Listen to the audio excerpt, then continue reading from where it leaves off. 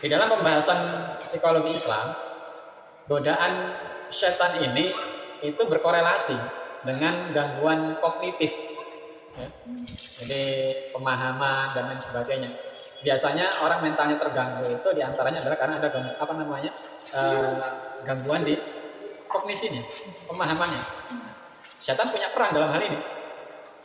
Kemudian dia juga berperan dalam apa? Distorsi moral yang mengganggu kesehatan mental manusia. Bismillahirrahmanirrahim. Assalamualaikum warahmatullahi wabarakatuh. Alhamdulillahirrabbilalamin. Assalatu wassalamu ala asyrafil anbiya'i wal mursalin sayyidina wa maulana Muhammadin wa ala alihi wa ashabihi ajma'in. Allahumma 'allimna ma yanfa'una wanfa'na bima 'allamtana wa zidna ilma. Allahumma arinal haqqa haqqan warzuqna ittiba'ah wa arinal batila batila warzuqna ijtinabah. Allahumma ja'alna mimman yastami'una al-qawla fayattabi'una ahsanah waj'alna bi rahmatika fi ibadikas sholihin ya hayyu ya qayyum bi rahmatika nastaghits aslih lana syu'unana kullaha wa la takilna ila anfusina tarfata 'ainin. Alhamdulillah, segala puji hanya bagi Allah Subhanahu wa taala. Salawat dan salam semoga senantiasa tercurah limpahkan kepada uswah kita baginda Nabi Muhammad sallallahu alaihi wasallam.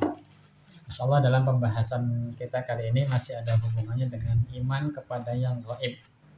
Dalam kesempatan ini kita akan membahas tentang nazhus syaitan, godaan syaitan. Ada tidak hubungan antara godaan syaitan dengan pembahasan psikologi? Ya. Saya belum mendapati dalam pembahasan psikologi konvensional atau psikologi umum yang memasukkan pembahasan tentang godaan setan. Iya, karena dasar konsep godaan setan ini kan ya dasarnya adalah keimanan kepada yang gaib. Ya, kalau keimanan kepada yang gaib ini tidak dimasukkan dalam pembahasan atau konsep psikologi Islam, maka tidak mungkin pula pembahasan tentang godaan setan ini dimasukkan dalam pembahasan psikologi. Ya. Jadi ini juga yang membedakan atau menjadi ciri khas psikologi Islam dibandingkan dengan ilmu psikologi konvensional atau ilmu psikologi umum. Jadi sebenarnya banyak sekali pertanyaan-pertanyaan yang tidak bisa dijawab atau permasalahan-permasalahan yang tidak terpecahkan oleh ilmu psikologi umum. Dikarenakan apa? Landasan awalnya. Ya. Karena di ilmu psikologi umum tidak memasukkan iman kepada yang gaib ya, dalam pembahasannya.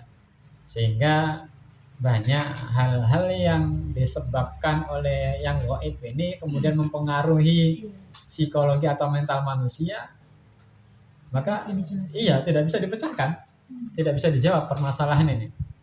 Nah, kita akan membahas tentang godaan syaitan ini ya. Padahal kalau mau jujur, pembahasan tentang godaan atau gangguan syaitan ini adalah pembahasan yang sudah sangat klasik. Karena permusuhan antara manusia dan iblis atau syaitan ini kan permusuhan yang sudah sangat kolosal gitu ya. Dari mulai zaman diciptakannya manusia pertama, yakni Nabi Adam. Jadi dari mulai zamannya Nabi Adam itu setan atau iblis itu sudah berupaya untuk mengganggu kesehatan mentalnya manusia ya, dengan bisikan-bisikan dan lain sebagainya. Jadi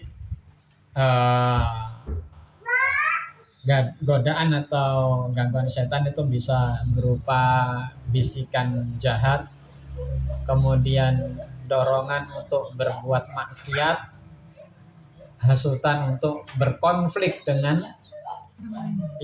sesama manusia. Ini juga merupakan gangguan setan. Serta upaya untuk merusak kebenaran atau mengaburkan makna kebenaran itu sendiri. Jadi banyak jenisnya. Kadang kita dibisiki untuk melakukan keburukan.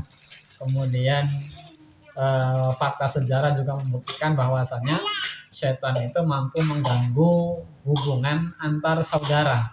Ya. Kisahnya Nabi Yusuf dan saudara-saudaranya itu kan, kalau kata Nabi Yusuf, ya ini adalah upaya-upaya yang dilakukan oleh setan yang akhirnya memisahkan atau merusak hubungan antara diriku dengan saudara-saudaraku. Jadi tidak menyalahkan saudara-saudaranya bahkan di hadapan sang ayah.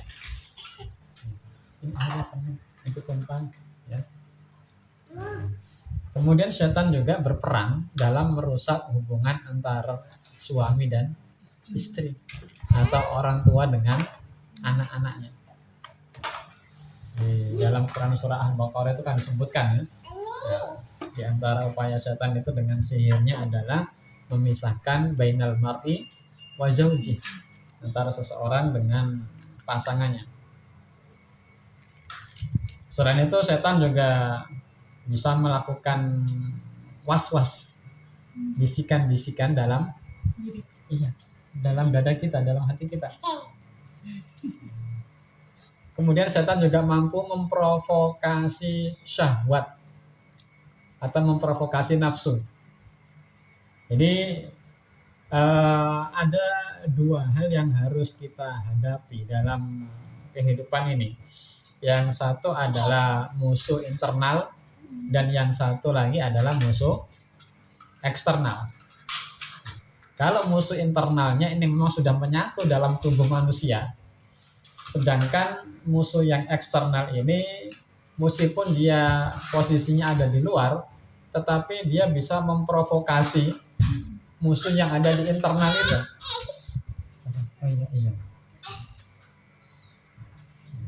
Selain itu, setan juga bisa mengaburkan makna kebajikan, makna kebaikan. Apa yang sebenarnya itu adalah hak, kemudian bisa dia samarkan menjadi sebuah kebatilan. Dan sebaliknya, sebuah kebatilan itu bisa dia samarkan menjadi sebuah kebenaran.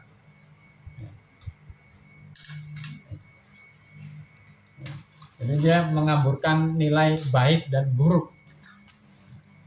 Nanti akan kita bahas apa dampaknya ya. Nah, di dalam pembahasan psikologi Islam, godaan setan ini itu berkorelasi dengan gangguan kognitif, ya. Jadi pemahaman dan lain sebagainya. Biasanya orang mentalnya terganggu itu diantaranya adalah karena ada gangguan di kognisinya, pemahamannya. Nah, setan punya peran dalam hal ini. Kemudian dia juga berperan dalam distorsi moral yang mengganggu kesehatan mental manusia.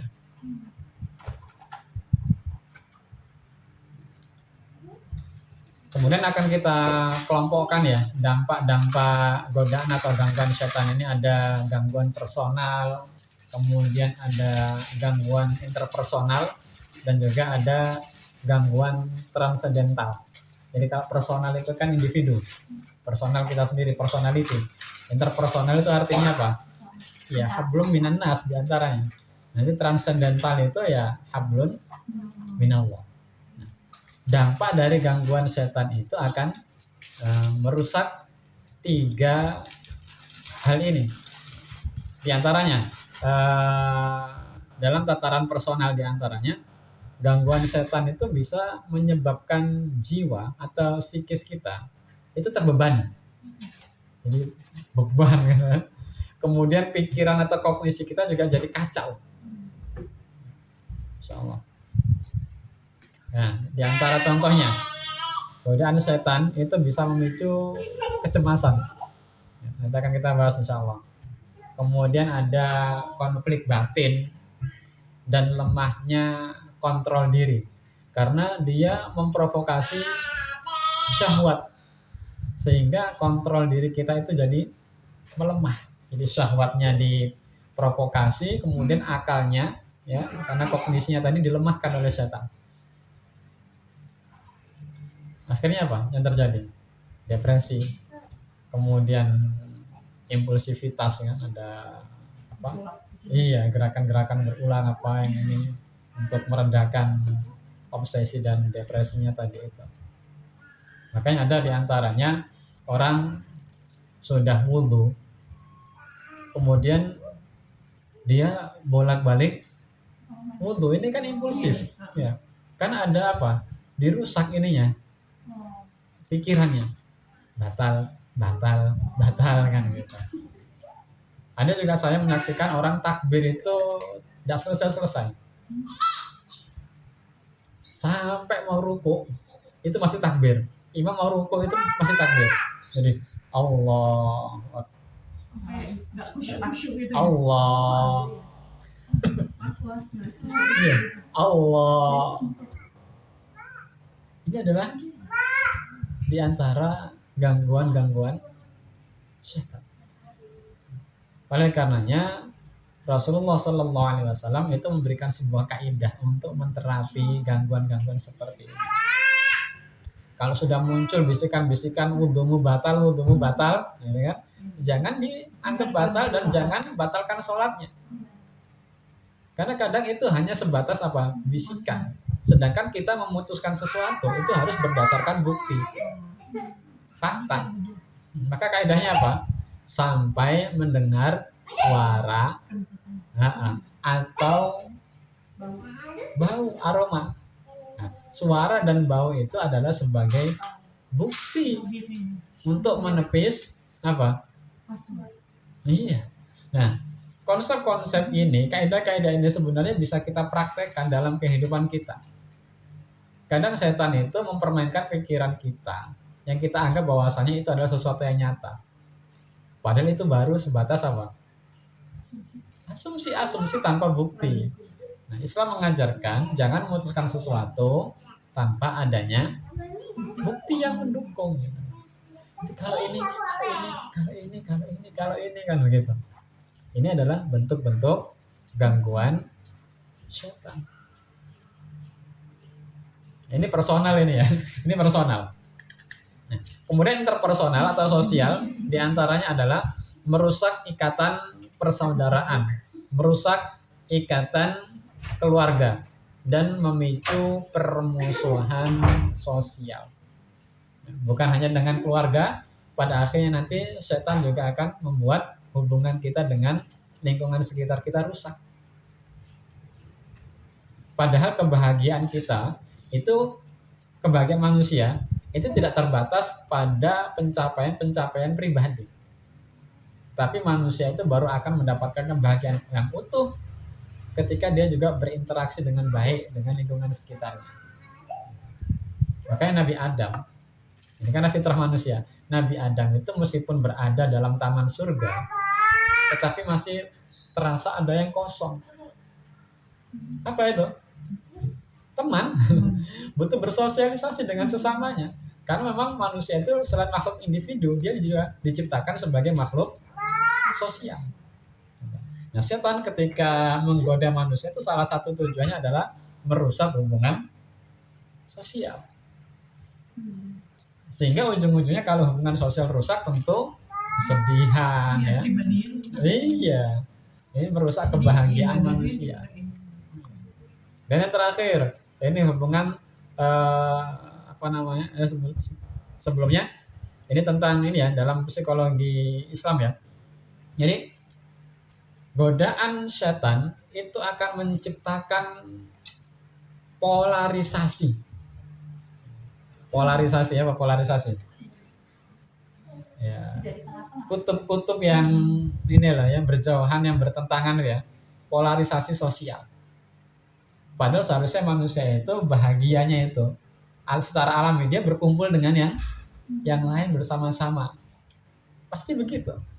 Siapapun itu tidak bisa hidup bahagia sendirian. Pasti dia mencari, makanya nanti berkumpul, bentuk masyarakat, kemudian membangun sebuah peradaban. Itu sudah alaminya begitu. Tetapi dengan gangguan-gangguan setan, itu nanti akan menciptakan polarisasi sosial. Di antaranya apa?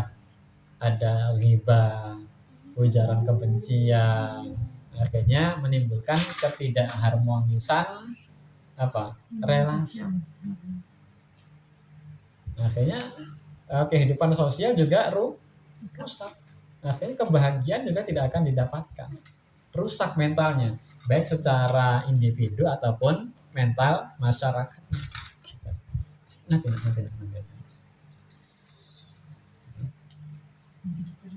Duduk. Nah, duduk.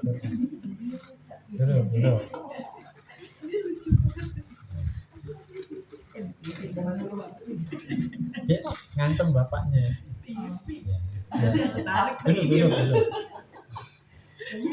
Ya, personal, interpersonal sudah, kemudian terus. Berikutnya gangguan transendental. Jadi hablum minallah. Jadi, apa yang dilakukan oleh setan dalam mengganggu manusia, salah satu tujuannya adalah menjauhkan manusia dari Allah Subhanahu wa ta'ala. Dan menggantikannya dengan apa? Ketundukan terhadap materialisme dan hawa nafsu. Jadi dia mengganggu hubungan seseorang dengan Allah, diarahkan supaya terpaku dengan atau tunduk dengan materialisme dan juga nafsu dirinya sendiri.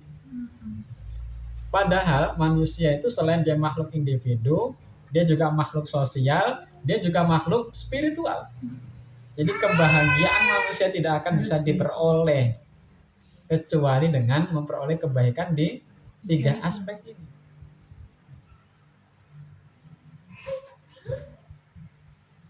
Jadi keterputusan hubungan antara manusia dengan Allah atau jauhnya hubungan manusia dengan Allah ini akan menyebabkan krisis makna hidup.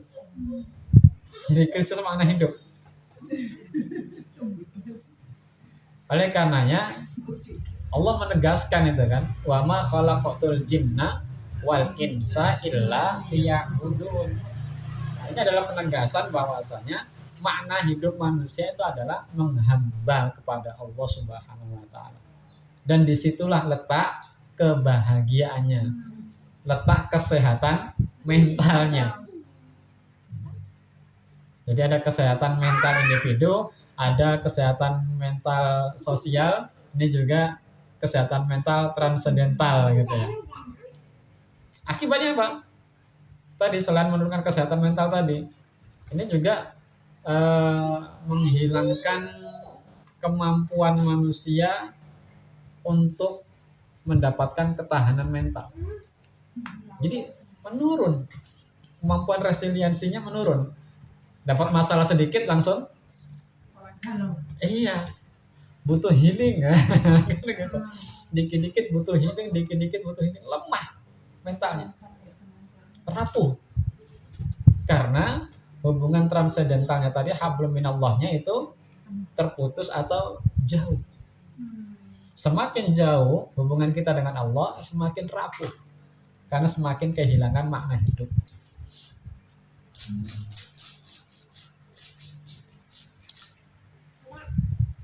Sehingga ketika sudah mengetahui poin-poin ini, jelas bagi kita strategi untuk menghadapi ini. Jadi kalau di pembahasan umum itu kan kesehatan mental itu selalu apa? Dihubungkan dengan apa? Kesejahteraan materi kan gitu ya. Terpenuhinya hubungan sosial, terpenuhinya kebutuhan dan seterusnya. Padahal di sini kesehatan mental dalam Islam itu juga harus apa? Kita terhindar dari gangguan setan. Itu menjadi salah satu syarat kesehatan mental. Ya, terhindar dari gangguan setan.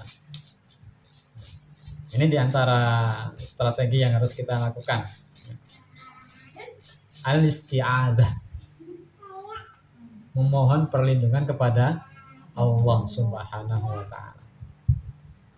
Inilah kenapa Allah Subhanahu wa ta'ala mensyariatkan kita fasta'in billah.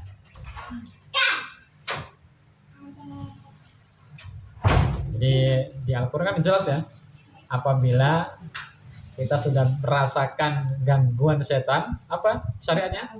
Fasta'id billah. Berlindunglah kepada Allah. Nah, ini adalah bentuk spiritual coping ini ya. Iya, spiritual coping ini strategi untuk apa namanya menanggulangi masalah mental. Jadi menetralisir pikiran-pikiran negatif, diantaranya dengan fasta'id billah, berlindung kepada Allah Subhanahu wa taala.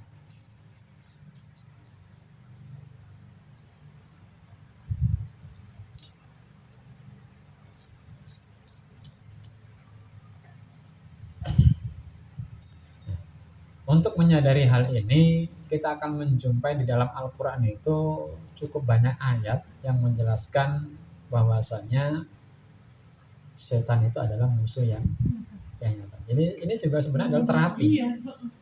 Terapi berbasis apa? Terapi kognitif, kesadaran. Bahwasanya setan itu adalah musuh yang nyata dulu. Kemudian disebutkan selain musuh nyata, fattakhiduhu aduwah, angkat dia sebagai musuh. Kemudian ada lagi arahan wala tattabi'u khutuwati syaitan. Ini lebih spesifik lagi, jangan ikuti langkah-langkahnya. Jadi bukan sekadar apa, jangan ikuti setannya. Ya. Kalau ikuti setan tuh begini, setan sedang jalan, kita di belakangnya, nah itu mengikuti. Tapi kalau mengikuti langkah, setannya mungkin sudah tidak di situ, tapi jejaknya ada. Mengikuti jejaknya saja kita tidak boleh. Jadi kesadaran demi kesadaran itu terus dibangun melalui ayat-ayat dan dalam Al-Quran. Kemudian nanti di Al-Quran juga dijelaskan di antara bentuk-bentuk gangguan setannya. Kemudian ada cara untuk menghalaunya, di antaranya berlindung kepada Allah dari godaan setan yang tertutup. Jadi dalam pembahasan psikologi Islam, pengakuan eksistensi setan, ya, jadi pengakuan terhadap keberadaan setan ini itu bukan sesuatu yang irasional. Gitu. Makanya kemarin kita membahas tentang iman kepada yang gaib. Di antaranya adalah tentang pengakuan eksistensi setan ini. Jadi ini bukan sesuatu yang irasional, tetapi justru ini adalah sesuatu yang rasional.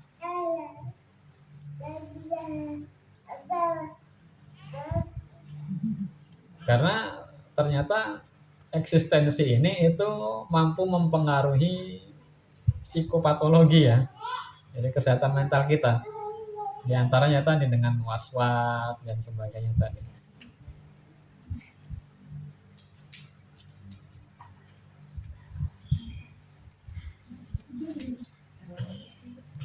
Ini ringkasannya berarti dari pembahasan tadi ini kita sudah sampai ringkasan ini ya. Jadi yang pertama di antaranya ciri khas psikologi Islam. Apa tadi ciri khasnya?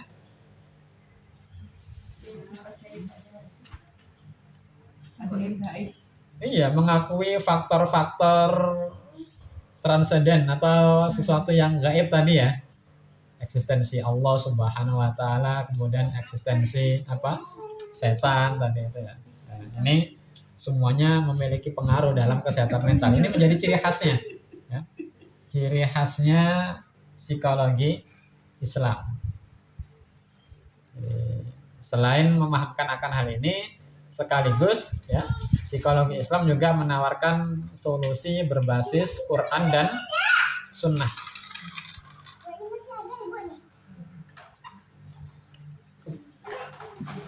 Kemudian tindakan preventifnya apa diantaranya tadi? Untuk menghalau dampak-dampak negatif dari godaan setan tadi.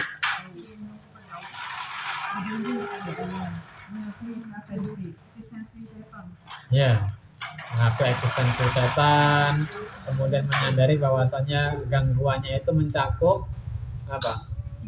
3 hal tadi ya. Ada personal, interpersonal, dan juga transendental.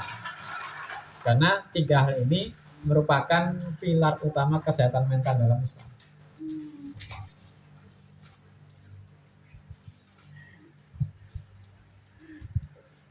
Baik, ini mukadimahnya ya terkait godaan setan. Jadi ini adalah chapter pertama. Insya Allah akan kita lanjutkan di chapter berikutnya ya. Baik, kita tutup dulu dengan salam. Assalamualaikum warahmatullahi wabarakatuh.